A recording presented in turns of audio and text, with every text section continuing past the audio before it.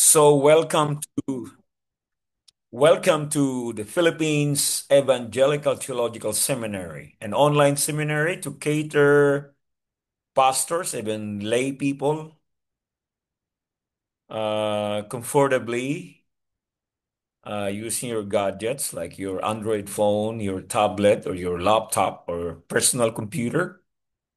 So this is Master of Theology lecture on Christian ethics, or THE 515. Shall we open this online lecture by an opening prayer? Oh, merciful and loving God, we are humbled by your grace and mercy, your power. Kindly inspire our thoughts, our feelings, our spirit, and our whole being. As once again, you'll be the one to feed us, O Lord our God, about Christian ethics. Only in the sweetest name of Jesus our Lord. Amen. All right, we'll begin this with clergy ethics. It's simply a leap to the last theme of this course, which is ministerial ethics. Well, once in a while, we'll have like a mind twister or discussion about ourselves as pastors. So, have you read the situationer there in our Pets Family Online? Nabasa niyo yun? Yes, Okay. yes, yes. Yes. Pets Family Online. Okay.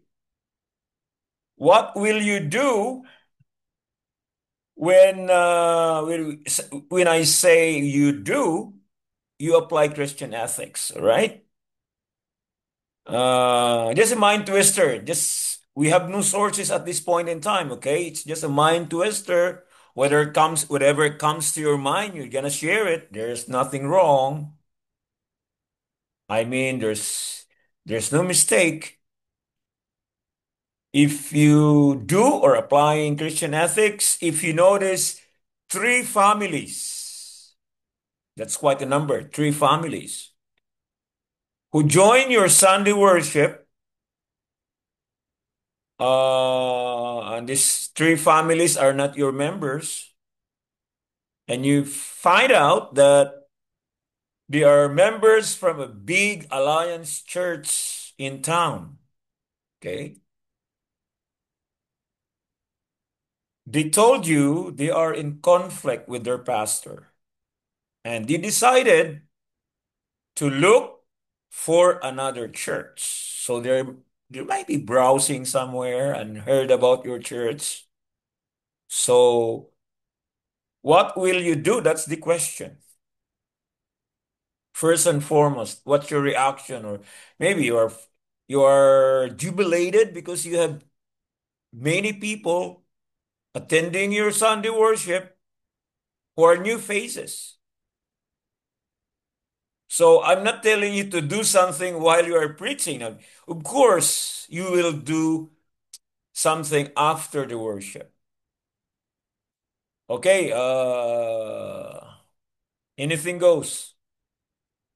Whatever comes to your mind, you can share it. Applying ethics. What will you do? And this happens all the time, right? Don't just merely allow them to go home right away. If you have new faces in the church, never allow them to go home. Un- Unless otherwise, they just went to the door early because you don't want to talk to people, I mean your members. But if they remain after worship, you will always approach them, talk to them, right? So what will you do? What will you do? Okay, we'll discuss this. This is like an attempt to, you might be tempted because in this scenery, it's like unintentional proselyting people outside your church, right? Because there are new faces, like say there are 15 people there, new faces. So what will you do? What will you do?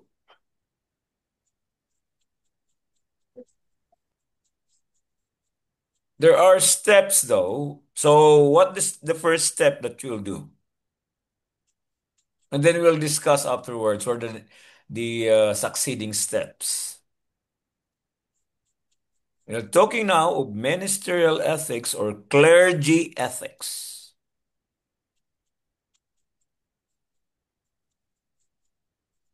Okay, may nag-suggest si Pastor Betty Grace.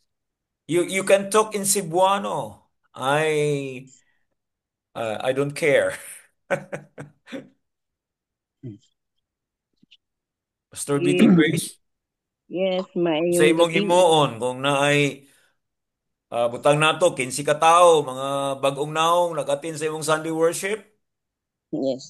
ug nabaluan nimo nga gikan day sila sa dako kaayo nga simbahan Alliance Church sa town ug giingnan ka nga they are looking for another church kasi na sila conflict with their pastor. Yes, maayong gabi. Okay, May gabi mata magbisaya. Yes, pwede ra magbisaya, Pastor. diha gyud para pagawas sa Gabi. kwan gyud Basta kasing-kasing. ini bisaya ka maka-express good ta ba? Yes, that Okay. happens a lot. Okay. Of course, at first kay sa akong ginawang situation, Diha gyud. sila man ang una nag-attend sa worship. So at first, ato gyud silang i-welcome. We welcome them kaya sila man gyud ang una During the nagsulod. worship, ha? Welcome nimo during the worship. Oo, kay sila man ang first sa Diha gyud. situation, o sila may ni-join. Very nice. First, ato gyud silang i-welcome. Then Oh, after ethics na ethics.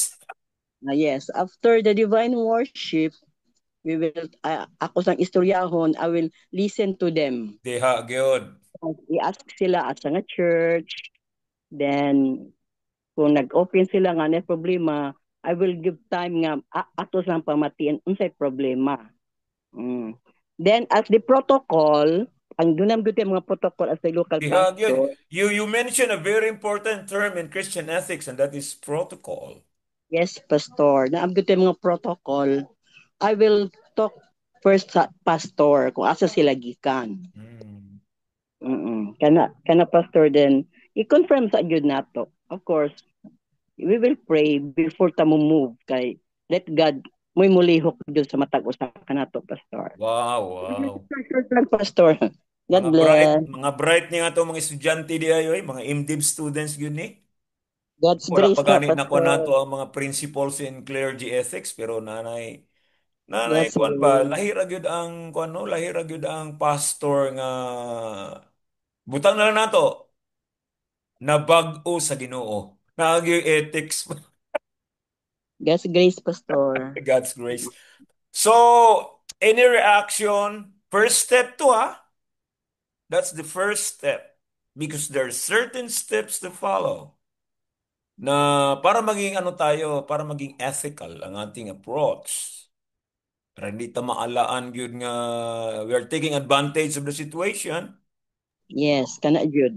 Kay ang Alliance Church sa town, kuan na, murag mabungkag na sila kay bisag as ng katibulaag na mga karnero kay away-away lagi sila dito. Yes. Tulo lang to ka pamilya nga nagadto sa imuhang church. This is a hypothetical situation. It's not actually true, right? We're just assuming things here. Yes. So, atong paminahon si Pastor Sam Daog-Daog eh. Mayong Kaya gabi gyapon, sa atong tanan. ya gyud. Bisaya, Cebuano. Bisaya. Ah, ako agree jud ko atong kuan di ingon ni Pastor BT Amen. nga usapin tapos murag maga interviewon nato ba mag fact finding ta kung unsay mga panghitabo unsay mga reason nganong nga nganong ni kalit lang sila nga ni adto diha sa nakisimba sa ato ang simbahan inanagod Imuha to, tapos imuha. nagka Imuhang simbahan. oo sorry sa inana day Mm.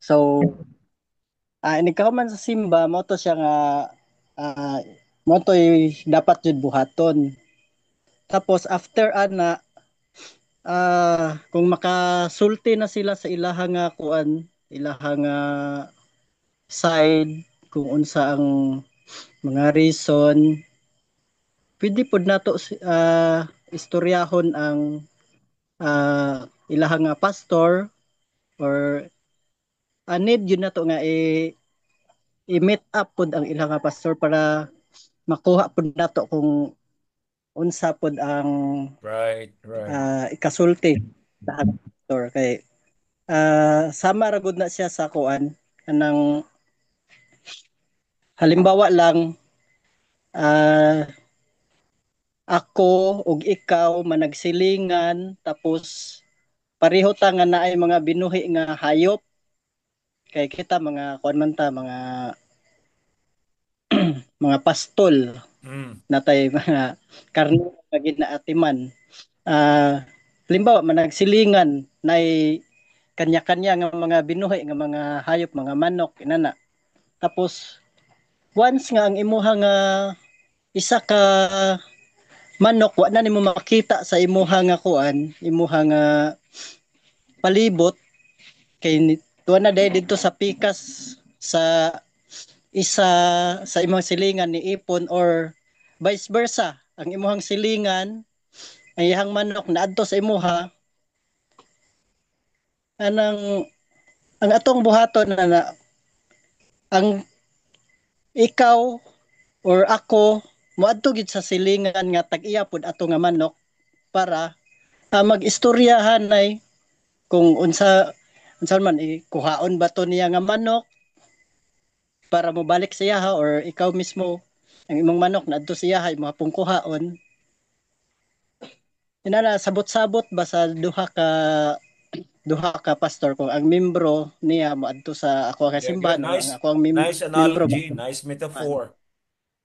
Nice, inana very lang nice. magsabot ang mga pastor Very nice. yun lang po. Take note. Take note, class. Ang important term again is fact finding. Huh? That's a very important thing in Christian ethics. Mm-mm. We should know the facts. Dili rumor or gossip. Huh? If we say fact, F-A-C-T, it should be both sides. Ayaw sagto Yes. aning bersyon sa kuan sa isa. At tupog ka sa isa. Ikaw na yung makatimbang ana kay makadiscern man ka gyud kinsay katugan ng tinuod. Di ba? We have our own judgment. That's the function of Christian ethics. We need to investigate, we need to assess. We need to analyze things with the help, the wisdom of God, of course. No, and then we are not regarding here things that are morals right away or norms. Meron agad na mag-judge tayo agad. No, no, no. That's not Christian ethics. We should find the facts first. Do not judge when you got some information from one side. Do not, it's not your uh it's not your right to judge. You can only judge when you hear the other side. Then you can weigh things, all right? Pastor Errol, saya itong una-una dia. Mayong Pastor gabi sa Aaron. tanan. Murag okay to, no?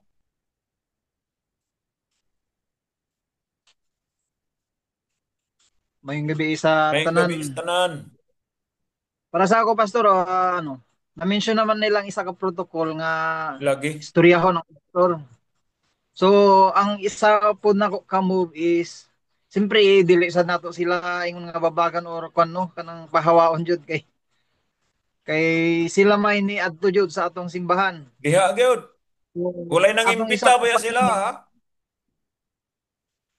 ang atong isa ka kwan ni pastor, kung pananglitan Human naman tong isa ka na-mention tong isa ka protocol nga adto ng pastor, istoryahon, tanaw ng facts. Ang isa nato nga move siguro pastor para sa ako, ingnon Mm. nato kung pananglitan na suod na nato ang kato nga membro. Dili to nato Nasuod ko na, dito nato membro. o nasuod nato nga nisimba, Wala kay. bahay. So ato sila siguro ingnon pastor nga mananghid og tarong kung asa sila gikan. Nindot na po na ba? Okay. Mananghid sila mga dili bitaw tungod kay wala sila ganahi sa isa ka sa ilang gigikanan, mohawa na lang sila nga dayon-dayon nga walay tarong pananghid. Siguro Wala naman kita. kung usahay situation pastor nga maybe ang kanang style or kanang culture sa ilahang church is dili sila makaangay. Maybe nakitaan nila na nga culture diri sa ato ang church nga gibalhinan. Maybe diri sila mo grow so wala tay rights nga mubabag pud sa ilaha. Maybe pag balhin nila diri sa atong church gamiton sila sa Ginoo mo grow sila diri so ato gyapon silang dawaton. Ayaw ing na nga. Ayaw na magbalik. Kalabaso dili jud sa pud nato ma-judge sila nga nibalhin kay maybe nang siyempre nihawa siguro sila kay naay something wrong nga nahitabo, naay away or One yun. wala pod sila ni grow ito nga simbahan ba kanang Conflict yun sila sa pastor. So, ang situation, if you weigh things, look at the situation talaga, ha? They told you they are in conflict with their pastor. Take note of that. No? pero naay situation pastor nga kwan nahitabo na sa among family Mm. dili siya conflict sa pastor wala man sila ilali sa pastor pero ang culture sa ilahang church is wala siya ganahi ingon siya sa ako kung magpabilin ko ani nga church mamatay ko spiritually ingon siya Mm. murag wala siya nakangay sa style or ang Oh, lahi po na nga culture. situation, Pastor Harold. Lahi na nga situation. Kini, it involves clergy ethics, meaning we have relationship with our co-pastors, whether or not they are a different denomination or we have the same denomination. But the thing here is there is ethics with our peers or with our co-pastors. Okay? That's the issue here. Pastor Harold mentioned something, a very important term again. This is respect or asking permission. Take note. Take note, ah.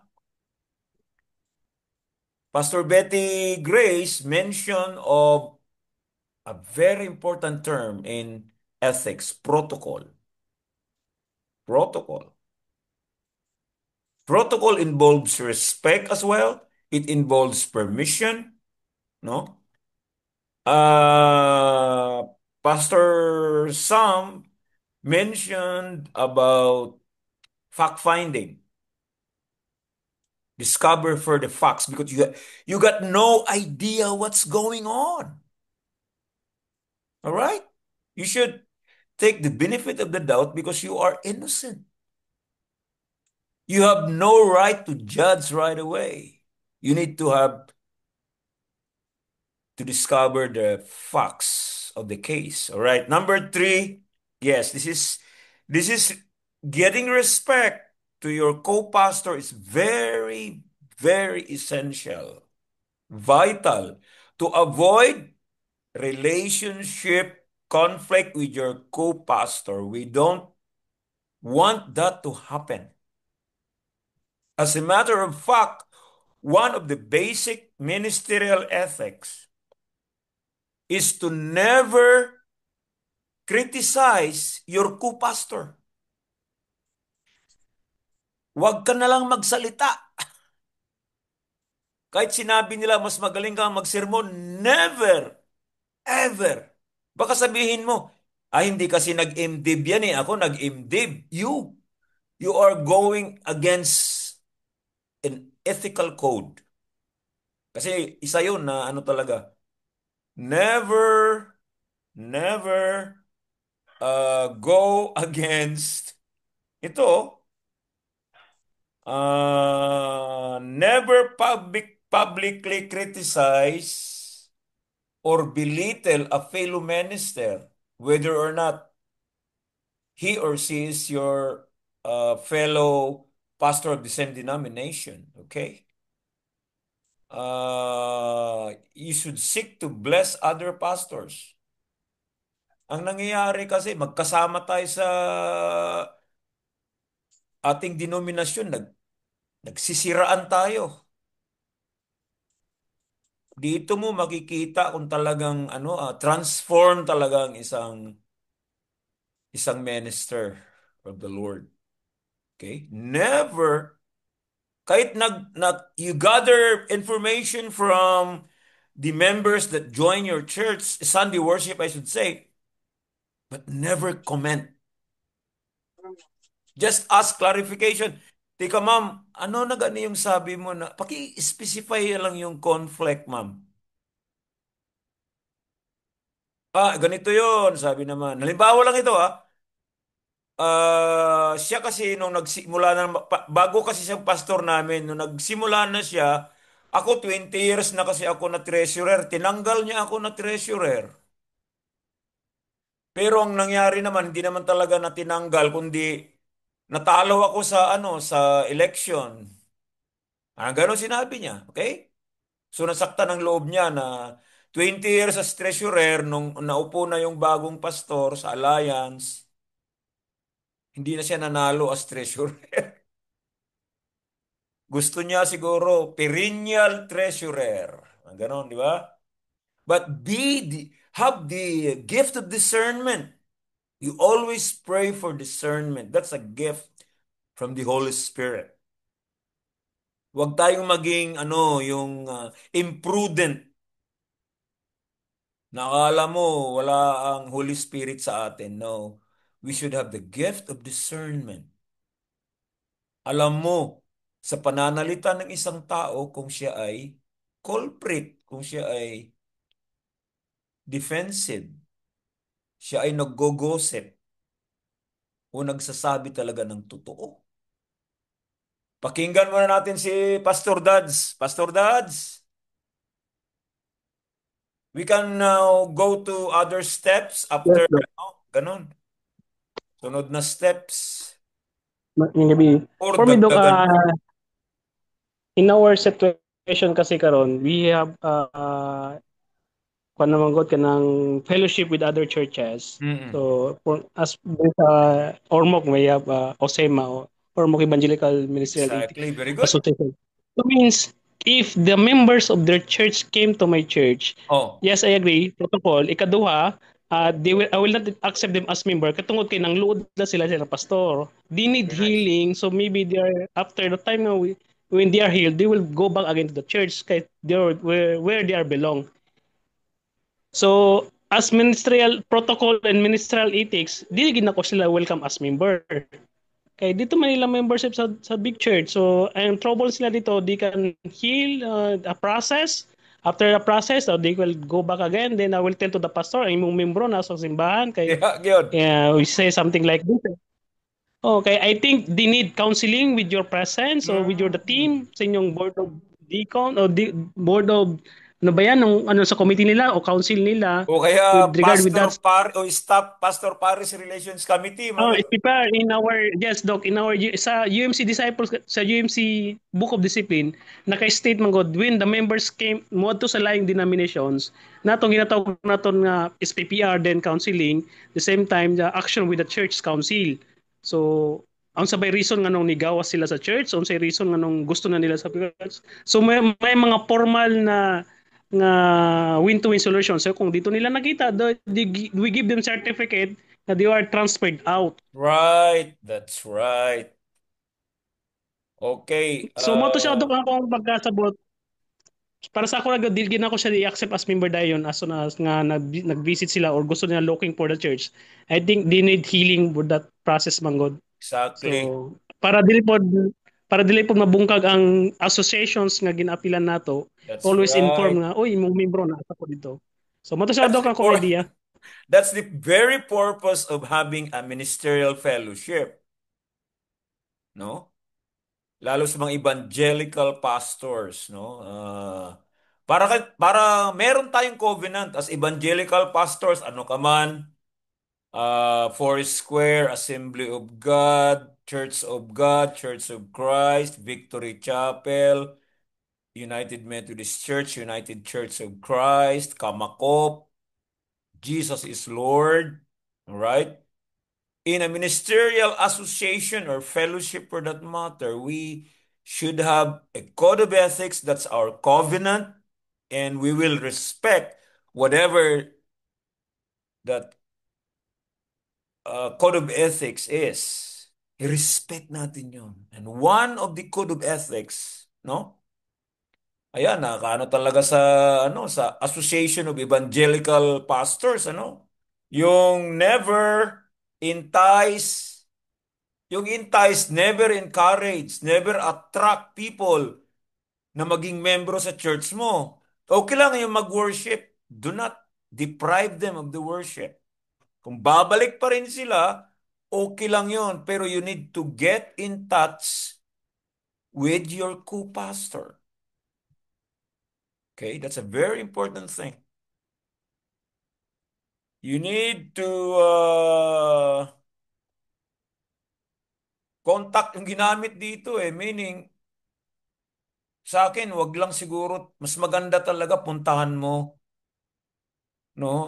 Ma-meet mo pa yung pastor. Halimbawa, hindi siya member ng ministerial or clergy association or fellowship sa lugar na yan, sa Ormoc, halimbawa, United Church pastor siya, hindi nagpa-member sa Evangelical Pastors Association or Fellowship. You're still obliged to talk to that pastor. Kasi nandun yung mga member niya, 3 pamilya pa. Hindi yan biro. One of the temptation, listen to this. Pumunta agad yan sa isip natin. Ay, sana 15 na tao. Dito na sila para dadami pa. Kasi yung attendance mo naman, halimbawa, meron kang 35 na attendance, plus 15. 50 agad attendance mo, ha?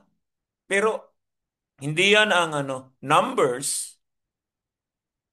Bear in mind that numbers, talking of church attendance, is not a requirement to be in the kingdom of God. It's not even a description of an effective church or growing church.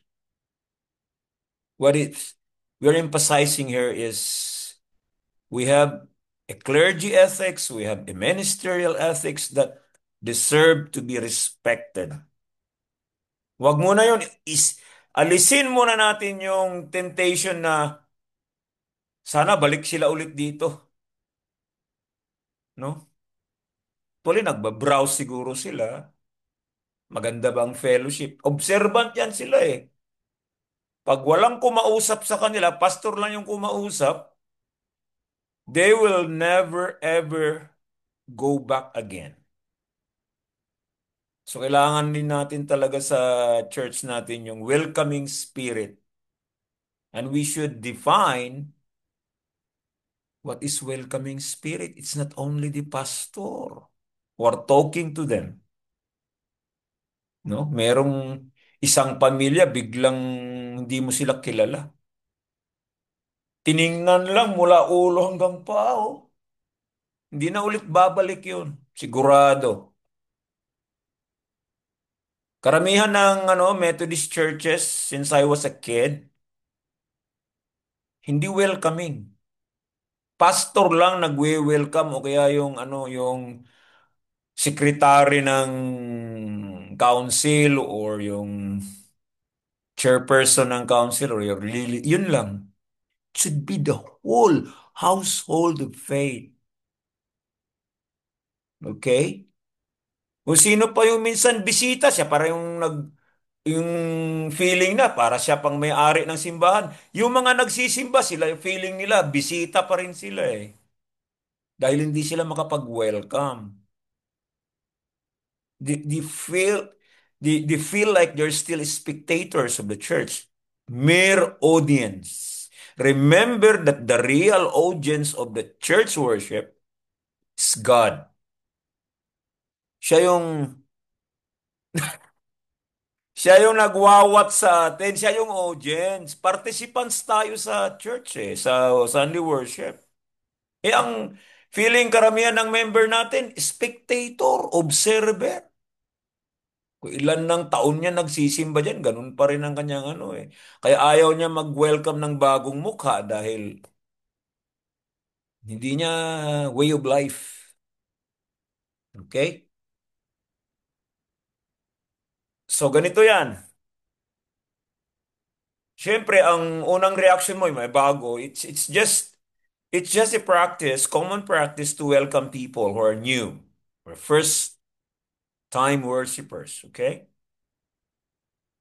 And then, ang daming mga pastor na ganyan na halo lang, hi, hey, hindi man lang magtanong, hindi man lang gusto nyo ng ano,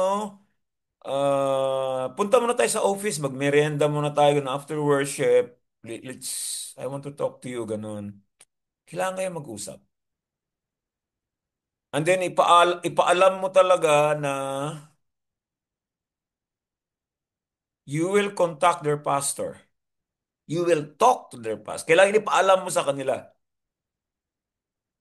May nagsabi sa inyo kanina, alam ba ng pastor nyo ito? Maganda rin yun, pero parang offensive yun. Ha? Sabihin mo na lang, I will, kasi very careful tayo sa ating, sa ating pananalita. Baka maka-offend tayo.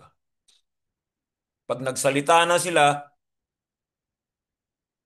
lean your ears, just listen. Clarification lang, huwag kang makialam, huwag kang chismis talaga na mangyayari dyan eh. Never. Mas maganda na lang. Silence is wisdom. Baka gatungan pa natin, ha? Oh, ganun pala ang pastor nyo. Ang ano naman yan, ang sungit. Dito na lang kayo, hindi ako masungit. Para ka nagpo-promote ng product, ha? No, yun ang temptation natin. Unfair because they are not our members. Nagsimula sila sa pagiging Kristiyano. Galing sila sa Alliance Church. Iba yung kanilang orientation. Huwag nating, hindi basta-basta kukuha na lang tayo ng mga hindi natin kaanib ng simbahan. Iba yung mga doktrina ang mga yan. Maintain our main motive here in this clergy ethics is the preservation of relationship of our co-ministers. Never allow na meron kang friction sa co-minister mo. Hindi yan maganda sa Christian ethics, okay? Never, ever. Sabi nga dito uh, refuse to speak critically about your co-pastor. Refuse. Inulit na naman eh. Never publicly criticize or belittle a fellow minister. Alam nyo, merong nagsabi sa kasi minsan kinalaban ako ng aking member nung first time ko madistino, batang-bata pa ako noon. 25 years old ako nagsimula eh. Tapos may kumalaban sa akin, sinabihan ba naman siya ng hindi yun, hindi Methodist, ano pa, uh, Church of Christ yata. Sinabihan niya, sister, Sabihin ko lang sa'yo, huwag mong kalabanin ang mga lingkod ng Diyos. Kasi meron siyang, nakalimutan ko lang yung kanyang, nag-quote siya ng verse sa Bible eh. Kasi mga lingkod ng Diyos, respetuhin natin. Ilugar natin, kung meron tayong mga correction, criticism, ilugar natin, huwag po public. Kasi mga lingkod ng Diyos yan. Well, I want you, tulungan nyo rin ako, hanapin yung ano na yon na hindi dapat kalabanin publicly ang lingkod ng Diyos or a servant of God. Hindi maganda. Kahit co-minister nga eh. Kita nyo, wala lang memory verse kasi rito eh. Refuse to speak critically. Even your predecessor or your successor. Wag tayo mag-compare ha. Never public criticize or belittle a fellow minister. Instead, attempt privately yon, hindi public, private. Kausapin mo. Wag yung ganon. Kausapin mo. In private. I-counsel mo. Di ba? So, after that, you talk to the pastor, ano talagang nangyari? And you can now have two-way things, no? May kasalanan ng miyembro, may kasalanan din ng pastor. Now, as the pastor, ano po ang, kasi the pastor has the right to make a certificate of transfer, no? Kaya hindi natin pwedeng, kahit nagsisimba na yan, 6 months, hindi mo talaga yan pwedeng imembro eh. Kasi hinihintay natin, pag bago na yung pastor doon, baka babalik yan sila. Huwag mo talagang i-entice, mag-proselyte ka. Proselyting na talaga yan. Never do that. May nagsabi nga eh, hayaan niya lang daw, hindi niya nakausapin yung pastor, basta uhaw daw salita ng salita ng Diyos, kaya hinahayaan niyo lang na magsimba, pero hindi niya ginawang miyembro. Hindi rin maganda yan. Baka one day, may magtanim sa'yo, galing sa Church ng Alliance, babanatan ka, papahiyain ka publicly eh. Kasi meron ka ng friction sa Alliance Church. Hinayaan mo yung membro ng Alliance Church na magsimba sa'yo na hindi mo kinakausap ang Alliance Church. Treasurer pa naman yun ng Church Alliance. Dapat ang ano mo, ma-maintain mo yung, you should maintain or preserve your relationship with your co-minister. Do not think right away of the members. That's a different ethics. Ano yun? Ethics with members of the church, of any denomination. Ito, clergy. It's purely clergy ethics. It's purely clergy ethics. Okay. Pag nag-decide, ayaw nila magbigay ng certificate of transfer, sorry. Sabihin mo na sa kanila, ma'am, sorry ma'am. You can still join our church but you need to go back. Kung bago na ang pastor ninyo, ayaw niyo yung pastor ngayon, you need to go back. Or attend a sister church of Alliance. Sa kabilang ibayo, merong Alliance Church doon. Mas maganda yon. Encourage them to do that. Kapangit. Maraming mga pastor talaga na yun agad ang isip, ipinagbubunyi pa, baka dito sila mag-grow, dito sila ma-born again sa amin. No, never think of that. That's unethical. Never think of that. Iba na yung motibo mo eh. In the first place, they are not your members. They're coming from different denominations. Iba yung kanilang doktrina. Iba yung kanilang... Sabihin ko sa'yo, Presbyterian yan, Calvinist.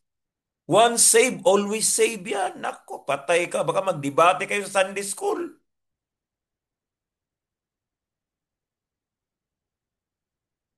O tapos sabihin mo, nauuhaw sila sa, magkaiba nga tayo ng doktrina eh, magkaiba tayo ng denomination. Be discreet or careful in dealing with these people. As a matter of fact, they are not your members. They should go back or attend a sister church. Masakit, pero sa aming association nga sa Kidapawan City Ministerial Fellowship, may tinamaan, syempre, natamaan ng ego kasi may ganun silang karanasan na hindi kinausap talaga yung pastor. Hinayaan na magsimba, magsimba. Dahil mas siguro mas magaling sila. Doon nila nakita na nag-grow sila. Unethical. Plainly unethical. Nag-ano na yung motibo mo na talagang makuha sila For numbers, for figures, for report sa yung higher up na mayroon kang additional members, for church growth, bad image. You haven't evangelized them in the first place. You did proselyte. Never do proselyting. We are maintaining here clergy ethics. Iba yung ethics natin sa mga membro, ha? Iba yon. Let's deal with that later. Okay?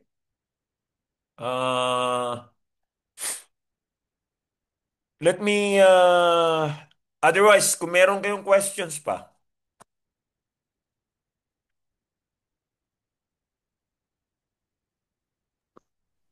Yes, Doc. Actually, these are questions that as part of the reflections O also sige, in sige. our Reflection, topic about reaction, ministry. o ganun. Yun yung sakit na natin. Yun yung sakit ng mga pastors na siguro pangdagdag sa membro, pangdagdag sa Yun, source of income, performance, pangdagdag sa mga achievement, o source of income, yeah. root of Hmm. all evils ang money. Si Yes. mayaman yun That's why mayaman. Doc, Galing sa in tao. my That's why in my situation, Doc, I never pag alam kong they are Roman Catholics members or they are Roman Catholic one. Wala gina ko na hilabtan na kay I know my side, I know my line. Oy, pag pinasok ko to proselyting, ministerialism, pag Proselyting madawatan talaga. eh. So kung Unless they are ang ginahimo inactive, na ko, Doc, unless they are for yun. inactive, hindi sila nagsisimba. Okay lang yun. Yeah, Pero kung yes. active sila, Ang ginabot respect. Ask yes. permission. Ang style na ko, Doc, survey yun, parang survey. Sino yung unchurched? I agree with your term, Doc. Yung mga Correct, correct. unchurched people, Unchurched, sila yung kwan. unbeliever, ganyan. Hindi Yun yung nagsisimba. mga target na i-care group, i-care o yung bisitahin. Pero yung mga they're devoted, so O, yung devoted pakialaman mo na pa siya sa sila. Baptist. Bakit mo binibisita yung devoted sa Baptist? Kung kaabag na siya sa GKK, yung mga gagmay Kristiyano yung katilingban, active na sila eh. Bakit mo? Dahil ang tingin mo sa kanila, hindi ligtas. No, that's proselyting. That's unethical. What if I'll do it for you as well? In No, gawin ko yon. Yung mga yeah, member mo, evangelize ko. Sabihin ko, mali ang doktrina nyo. Kaya mga ginagawa ng mga iglesia ni Kristos, yung mga saksi ni Yuba, proselyting yan eh. Pati pastor talagang pinoproselyte eh. Yun, it's clear proselyting talaga. So, first of all, our main motive here is to preserve our relationship with our co-minister, whether or not we are in the same denomination. No? Yun ang ano natin. So, every meeting, meron tayong mga situations and we actually encourage interaction. Lahat ng mga senior nyo, correct talaga. Correct na correct. Pag sinabi ng pastor sa kabila na, Pastor, okay lang, i-release na namin sila. May gagawa na ako ng certificate of transfer. Yun ang ethical way. Pag, pag hindi nagbigay ng certificate of transfer, please lang po, discourage them. Discourage them talaga na hindi maganda kasi, ma'am, sir, pasensya na po kayo. Meron kaming covenant sa aming ministerial fellowship. Lahat ng mga pastor, membro man ng aming ministerial fellowship o hindi, meron po kaming covenant, meron kaming code of ethics. Kasi kung lagi itong mangyayari, magulo ang kaharian ng Diyos. You are just encouraging people na konti lang na tampo, tinanggap na sa kabila. Kaya pa naman i-reconcile yun eh. And reconciliation sometimes will take years. Mawala din yan. Yung puot na yan, tampo na yan, mawala din yan eh. Lalo kung bago na yung pastor sa Alliance Church, malaki ang chance na babalik sila. Iniisip kasi natin, attendance, malaki ang kanilang offering. Ang papangit ng motibo natin. Ano? Very unethical. Not good. Not good with the relationship with our co-ministers. We are in competition. No, we are not competing. Why not concentrate to the unchurched, to the unbelievers? Ba't tuwan-tuwa tayo galing sa ibang denominasyon? Proselyting yan, ha? Okay, let me announce that two of the papers, yung co-creator reaction, isa sa inyong classmate ay nakakuha ng 1.5, yung isa naman 1.0. Matatalino talaga kayo, no? That's a reaction paper. Small weight lang yan sa grado because it's a reaction paper. Yung huge talaga rito, yung term paper at saka yung final examination. Remember my reputation as a professor, yung mga nakakilala sa akin, no? Wala talaga akong awa-awa rito, ano? Pag mali talaga ang sagot mo, meaning hindi ka talaga nag-aral. Aside from, ang reaction paper kasi it's your own, but if sa final examination or sa term paper, dapat matured enough ka na to relate your articulation using our principles. There are principles here in Christian ethics that we should apply. Huwag kang mag-apply ng hindi natin principle. Kasi baka makasakit ka, di ba? Makasakit ka lang sa kapwa. Never apply your own. Meron tayong principle dito in the whole semester. We have to teach you principles of Christian ethics. And most of which are teachings of Jesus Christ.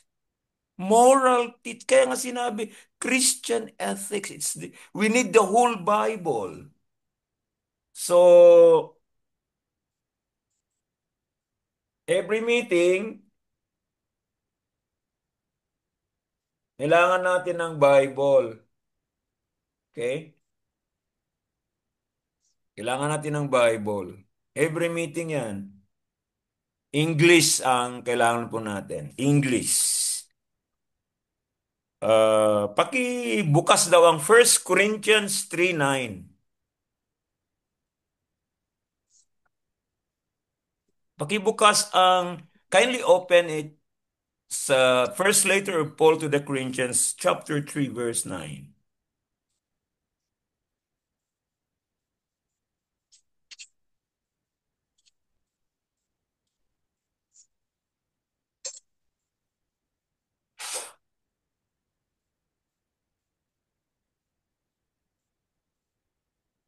Kita na? Pakibasa daw.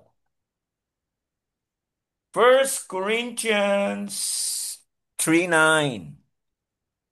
We Yung pakibasa daw. Kung nakita na ninyo, chapter 3, verse 9 ng 1 Corinthians.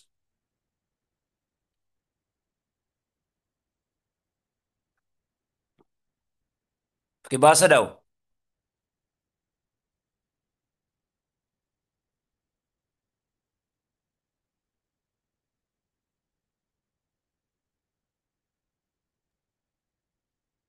Sige po, Pastor. Sige, basahin nga. First Corinthians chapter 3, Verse verse 9. 9. It says, "For we are both God's workers, and you are God's field. You are God's building." Yan lang po. For we are O- both God's workers, and you are God's field. You are God's building. Okay, let me, sandali give me time to write this down. Uh, this is about whether we are co-creators, no, or not. Okay.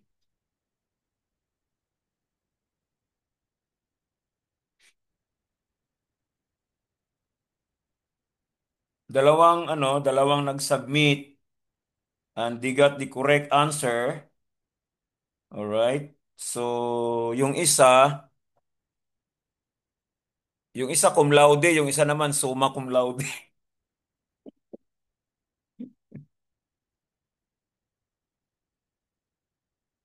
Meter biter. Aber nicht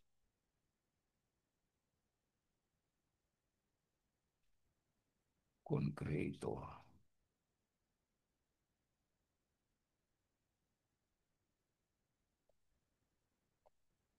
Uh, kindly copy this para naman meron kayong German German na statement. Der Mensch ist Gottes Mitarbeiter, aber nicht Konkretor. Pakikopya. Kopyahin nyo Kasi lalabas to sa final exam and you need to explain this. I will translate this to English after you copied it.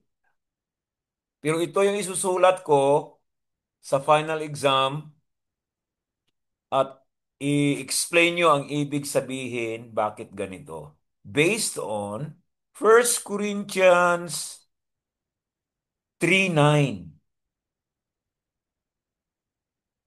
Der Mensch ist Gottes. So, at least kasi pinag-aralan ko ang German eh.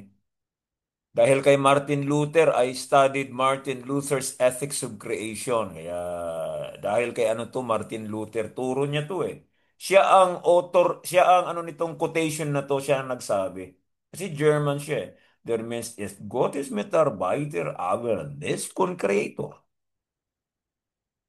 Para naman, minsan masabi nyo sa sermon nyo, no? Nag-German ka rin sa wakas. Diba? Di bali, I will send you the recorded video, no? So there, ano yung ang dyan? Der Mensch ist Gottes Mitarbeit, Awareness, Con-Creator.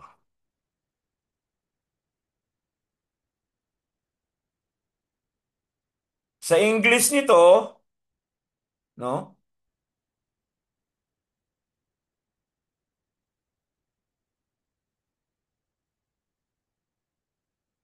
A, a person or a human is God's co-worker, not a co-creator. A person is God's co-worker, not a co-creator. Kaya yung dalawang classmate ninyo, nakuha talaga nila yung argument. Are we co-creators of God? Sabi nila, no. Ayun. Kaya mataas grado nila.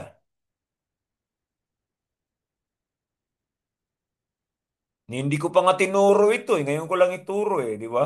Pinakuha na nila ang tamang sagot. I just told you to, okay na? Kopyan niyo yun? So the meaning of that there means is Gott ist Mitarbeiter, aber nicht Kon-Creator. A human is God's co-worker, not a co-creator. Ito sa 3:9. For we are God's fellow workers, co-worker. You are God's field. There are three things here. Kasi merong akong nabasang ang laking simbahan ito, United Church of Christ. Meron silang position paper that human beings are co-creators of God. Nabasa ko talaga yun, libro pa, isang pamphlet. Meron silang mga verses din, kaya lang, no. That is very unethical. Number one, no? Number one is, the center of creation is not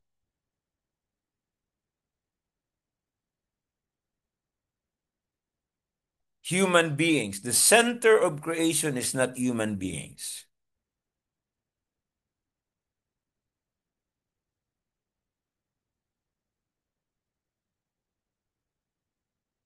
Well, we are the only rational beings of the whole creation, but we are not the center.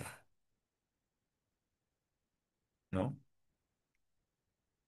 We are not to be the most important creature.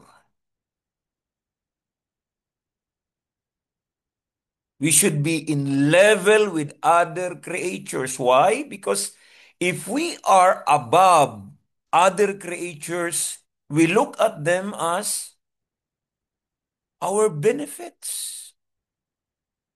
So walang kwenta yung bundok na yan. Pwede natin patayuan lang ng mga bahay. Putulin natin yung mga kahoy dahil walang kwenta yan. Tayo naman ang sentro di ba? Tayo ang mas mahal ng Diyos. Because we are in the center of creation. So other creatures are for our benefits. Patayin natin ang mga ibon, mga damo, mga puno. Kasi walang kwenta All creatures are in the same label. We are all co-workers of God's continuing creation. Number two, no? We already, number two, reason why we are not co-creators. Right?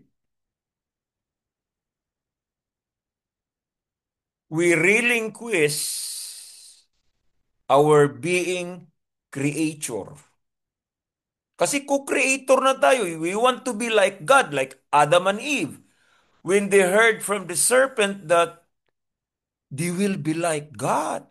Wow, that's the highest temptation of all. Pride.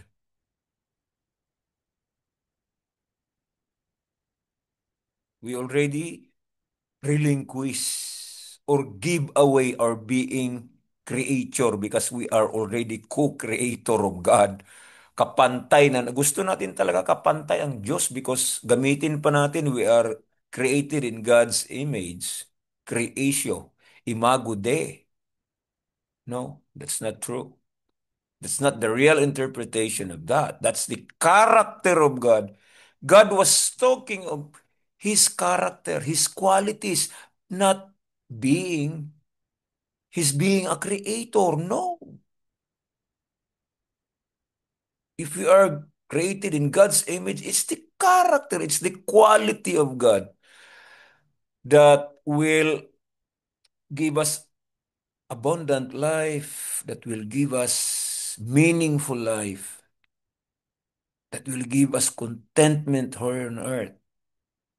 That's the reason why we need to duplicate or be in likeness of God, of His character, to be patient, to be compassionate with the least of our sisters and brothers. Number 3, this is the last thing here. Okay.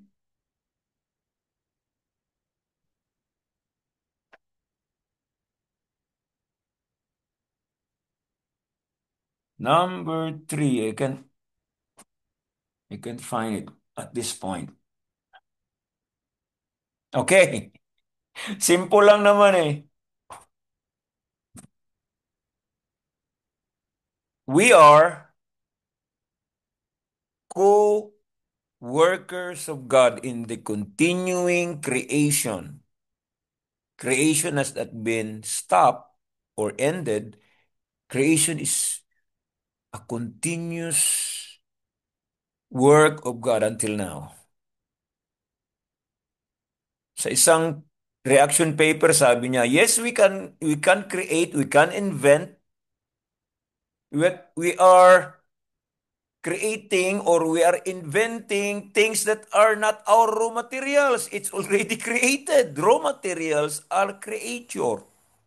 Paano ka? Kasi God created things ex nihilo, out of nothing. If we make something out of raw materials na creature na yan, we are not creators.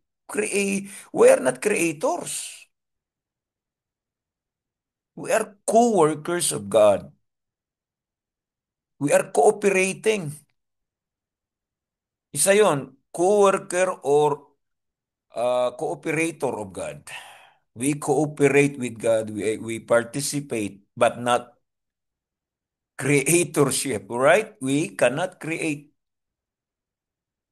Mag-create tayo, may raw materials. Dapat we create things out of nothing, ex nihilo. Okay? Hindi na tayo nadagdagan, ano?